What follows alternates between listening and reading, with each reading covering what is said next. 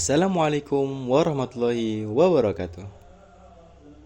Perkenalkan, kami dari kelompok 6 mata kuliah ilmu tasawuf akan membahas tentang makom mahabbah. Tetapi sebelum itu, izinkan kami dari kelompok 6 akan menyebutkan anggota kelompok kami. Yang pertama, Muhammad Dafa Isnan Effendi alias saya sendiri, kemudian ditemani oleh rekan-rekan saya, Syauki Liko Irobbi, Puja Maharani, dan Girlis Nurrohyati Ramdhani Sadia.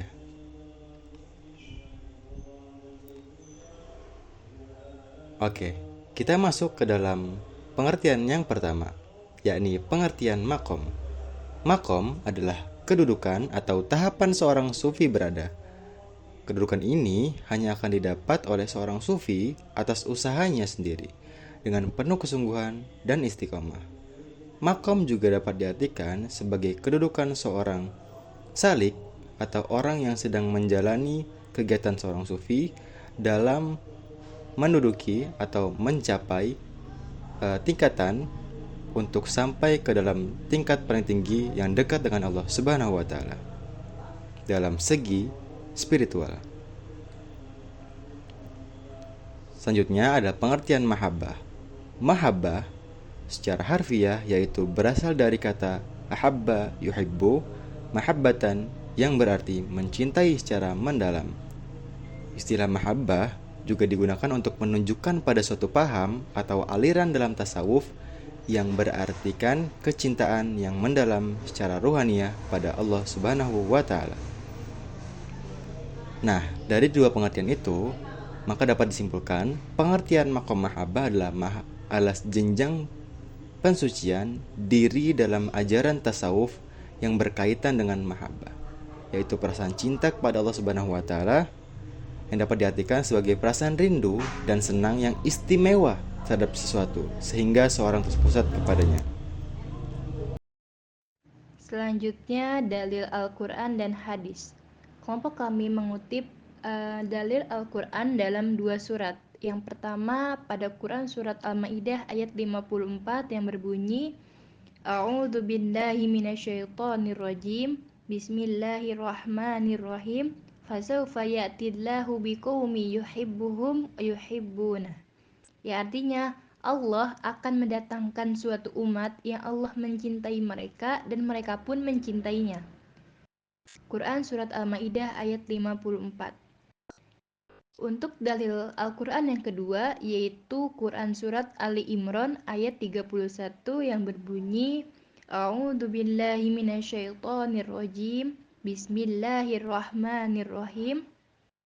Qul in kuntum tuhibbunallaha fattabi'uni yuhibbukumullahu wa yaghfir lakum dzunubakum. Ya, artinya, jika kamu benar-benar mencintai Allah, ikutilah aku, niscaya Allah mengasihi dan mengampuni dosa-dosamu. Quran Surat Ali Imran ayat 31. Selanjutnya, dalil hadis tentang makom mahabbah yang berbunyi, A'udzu billahi minasyaitonir rajim. Man ahabba lillahi wa abghadha lillahi wa a'ta lillahi wa mana'a lillahi faqad istakmalal iman. Yang artinya, siapa yang cintanya karena Allah, bencinya karena Allah, memberinya karena Allah, dan tidak memberi pun karena Allah, maka sungguh telah sempurna keimanannya. Hadis riwayat Abu Daud. Jenis-jenis mahabbah. Tingkat pada jenis cinta atau mahabbah pada umumnya yakni cinta akan pada manusia itu sendiri. Yang pertama ada mahabbah sifatiyah. Ialah cinta dikarenakan tertarik pada sifat-sifat dari yang dicintainya, misal cantik, gagah, pintar, dan lainnya. Cinta semacam ini sangat mudah untuk berubah dan terkena pengaruh. Jika hanya sifat-sifat yang menjadi daya tarik itu akan hilang atau berubah bahkan tidak kelihatan, maka cinta tersebut dapat berubah atau dapat hilang selamanya. Bahkan bisa juga cinta seperti ini bisa berubah menjadi kebencian jika sifat itu berubah dari yang diharapkan manusia tersebut. Yang kedua ada mahabbah fi'liyah, yaitu cinta dikarenakan melihat dari yang tampak saja seperti pekerjaan, jabatan, atau bahkan kekayaan dari orang yang dicintai. Cinta semacam ini juga tidak bisa bertahan dan bisa pula berubah seperti halnya mahabbah sifatiyah. Karena cinta yang seperti ini tidak bertahan lama, karena hal yang tampak tidak abadi. Yang ketiga ada mahabbah zatiyah, yaitu cinta dikarenakan faktor dari zat atau wujud yang dicintainya. Bagaimana keadaannya, rupa, serta bentuknya saat tersebut dapat dicintai. Inilah yang disebut cinta sejati. Jadi jika cinta diterapkan dalam proses pendidikan Islam yang direalisasikan dalam bentuk sebuah perbuatan, maka tercerminlah perilaku yang menunjukkan diri sebagai khalifah yang sejati. Nah, menurut Al-Ghazali, cinta manusia kepada Allah atau mahabbah dibagi menjadi 5 macam, yaitu yang pertama ada mahabbah kepada wujud, yang kedua ada mahabbah seorang kepada wujud yang kembali kepadanya secara berkesinambungan, yang ketiga ada mahabbah seorang musihin, yang berbuat kebaikan kepada orang lain, yang keempat ada mahabbah segala keindahan dalam zatnya, dan yang terakhir nomor 5 ada mahabbah seorang kepada orang lain yang berhubungan dengannya. Selanjutnya adalah ulama-ulama mahabbah atau tokoh-tokoh yang dikenal dengan mahabbahnya antara dirinya dengan Tuhan. Di antaranya yang pertama yaitu adalah Robiah Al-Adawiyah, seorang sufi wanita yang dikenal sebagai pelopor tasawuf mahabbah. Ia dikenal sebagai ibu para sufi besar dan memberi ciri baru dalam kehidupan tasawuf dengan mengamalkan metode baru yaitu mahabbah. Sedikit cerita, Robiah Al-Adawiyah bahkan tidak ingin menikah dalam hidupnya karena takut cintanya akan kepada Tuhan yang terbagi dengan suaminya nanti. Selanjutnya adalah Abu Mahabbah, seorang ulama karismatik dari Aceh, Singkil yang dikenal peduli dengan pendidikan agama Islam. Beliau membina sejumlah lembaga pendidikan Islam di berbagai kecamatan di Aceh, Singkil.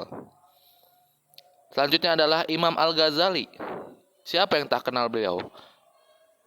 Menurut Imam Al-Ghazali, mahabbah adalah perasaan hati yang ada dalam diri seorang mukmin atau orang yang beriman. Ia juga mengatakan bahwa mahabbah berasal dari bahasa Arab yang berarti cinta. Selanjutnya adalah Jalaluddin Rumi, salah satu ulama sufi terkenal yang mengatakan bahwa mahabbah adalah bahasa universal yang mudah dimengerti dan dirasakan oleh setiap manusia. Itu saja untuk ulama-ulama mahabbah. Selanjutnya akan dilanjutkan oleh teman saya yaitu Dafa. Kepada Dafa disilahkan. Selanjutnya adalah penerapan makom mahabbah. Seperti yang kita ketahui, mahabbah adalah perasaan cinta yang mendalam kepada Allah Subhanahu wa Ta'ala, yang ternyata teman-teman dapat diterapkan dalam kehidupan kita sehari-hari. Nah, berikut ini adalah beberapa penerapan dari mahabbah kepada Allah Subhanahu wa Ta'ala. Yang pertama, membaca Al-Quran. Membaca Al-Quran sambil memahami maknanya dapat menumbuhkan mahabbah kita kepada Allah Subhanahu wa Ta'ala. Kenapa? Karena dengan membaca Al-Quran, memahami maknanya, dan menyelami tafsirnya, kita dapat mengetahui kekuasaan Allah Subhanahu wa Ta'ala, kebesaran Allah Subhanahu wa Ta'ala, dan rasa cinta Allah Subhanahu wa Ta'ala kepada kita hambanya, sehingga dapat menumbuhkan mahabbah kita kepada Allah Subhanahu wa Ta'ala. Yang kedua, taqarrub atau mendekatkan diri kita kepada Allah Subhanahu wa Ta'ala. Nah, caranya adalah dengan ibadah sunnah atau memperbanyak ibadah sunnah setelah ibadah wajib. Karena dengan itu kita akan semakin dekat dengan Allah Subhanahu wa Ta'ala, kita akan semakin sering berkomunikasi dengan Allah Subhanahu wa Ta'ala sehingga meningkatkan mahabbah kita kepada Allah Subhanahu wa Ta'ala. Yang ketiga adalah mengingat Allah atau zikrullah. Selalu mengingat Allah di setiap saatnya, baik dengan lisan, hari, amal atau keadaan, dapat meningkatkan mahabbah kita karena kita semakin ingat dengan Allah Subhanahu wa taala, semakin diingat dengan siapa yang telah memberikan kita hidup, memberikan kita kesehatan, dan memberikan kita nikmat, sehingga meningkatkan mahabbah kita kepada Allah Subhanahu wa taala.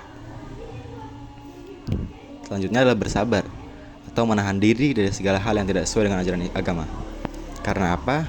Karena dengan menahan diri, tentunya kita semakin tahu bahwasannya ada yang memperhatikan kita, ada yang menjaga kita dari sana atau Allah Subhanahu wa taala, sehingga kita semakin dekat dengan Allah, semakin mengetahui bahwasannya Allah selalu memperhatikan kita, sehingga muncullah rasa mahabbah kita kepada Allah Subhanahu wa taala. Kemudian membentuk kepribadian yang baik atau membentuk diri menjadi al-muhsin atau orang yang berbuat baik terhadap sesama, al-muttaqin atau orang bertakwa, dan al-mutakawwilin atau orang yang berserah diri kepadanya. Nah, dengan menjadi ketiga hal tersebut, tentunya akan meningkatkan atau mendekatkan diri kita kepada Allah Subhanahu wa taala, dalam artian meningkatkan jiwa kita untuk semakin dekat dengan Allah Subhanahu wa taala, sehingga kita dapat merasakan kasih sayang Allah, dan kita pun akan meningkatkan mahabbah kita kepada Allah Subhanahu wa taala. Selanjutnya, menunjukkan rasa cinta kepada sesama. Yang di sini memberikan perhatian dan meringankan beban yang mereka butuhkan. Karena dengan itu tentunya kita akan semakin dekat dengan Allah Subhanahu wa taala, karena Allah Subhanahu wa taala mencintai orang-orang yang membantu sesamanya, sehingga kita akan memunculkan rasa mahabbah kita tak hanya kepada sesama kita, ataupun juga kepada Allah Subhanahu wa taala yang menciptakan sesama kita. Dan yang terakhir adalah menahan diri dari penyimpangan. Yang di sini dengan caranya adalah menjaga perkataan dan perbuatan, menahan diri dari hal yang dapat menyebabkan konflik dan perpecahan lain sebagainya. Karena dengan menjaga diri kita dari penyimpangan, dari hal maksiat yang dapat menutup hati kita dari rasa cinta kepada Allah Subhanahu wa taala, tentunya dengan menjaganya kita akan membuka segala hal-hal kotor tersebut. Kita akan membersihkan segala hal-hal kotor tersebut. Sehingga apa? Sehingga muncullah rasa yang dapat merasakan kasih Allah, dapat merasakan berkah dari Allah Subhanahu wa taala, sehingga dapat meningkatkan rasa mahabbah atau cinta kita kepada Allah Subhanahu wa taala.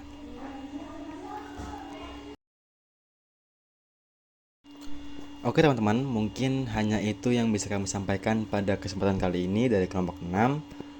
Jika ada salah-salahnya, jika ada kurang-kurangnya, kami mohon maaf, karena di sini kami pun masih belajar. Jadi teman-teman dimohon untuk bisa mencari mungkin referensi-referensi lain yang lebih bisa dijadikan sebagai patokan gitu teman-teman. Nah, mungkin hanya itu yang bisa kami sampaikan pada kesempatan kali ini. Lebih kurang kami mohon maaf, kepada Allah kami mohon ampun. Akhirnya dakwah ihdinas siratal mustaqim wa akhiran unzur maqala wa la tangzur man qala. Kami akhiri, bila taufiq wal hidayah. Wassalamualaikum warahmatullahi wabarakatuh.